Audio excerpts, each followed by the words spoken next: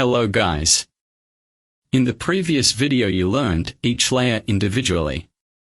In this video you will learn how layers actually work with the piece of data. As you know, there are 7 layers in OSI model. Each layer performs a set of specific function. Each layer provides services to the above layer. Top 3 layers are called software layers. And the last 3 layers are called hardware layer. Transport layer is a heart of OSI model because transport layer connect to both layers, software and hardware layers. How data transfer in these layers? Data transferred with the help of protocol like FTP, application layer. When data transferred to the presentation layer, this layer reformat, encrypted, and compress the data. Then, session layers will establish and maintain the connection between two computers. Session layer also add checkpoints. If data loss, we can get backup of data from the last checkpoints. Transport layer is service-to-service layer.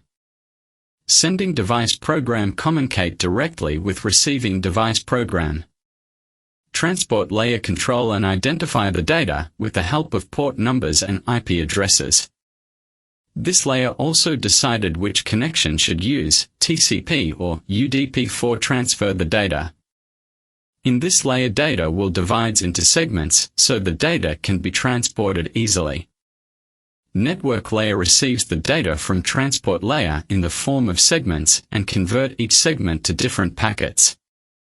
Each packet go through different networks before reaching the destination. There are different paths from source to destination. So router help a network layer to select the quickest and best path for a packet to reach the destination. Network layer uses IP address to transfer a packet to the destination. Data link layer divides the packet of network layer into frames according to hardware. This layer uses MAC address to transfer the data from one system to next system, not source to destination. After then, these frames are transferred in a sequence according to their sequence number. After receiving the frames, the receiver sends acknowledgement signal to sender. If a frame has an error or lost, then frame will be retransmitted. Physical layer decide how raw bits will be transferred through physical medium.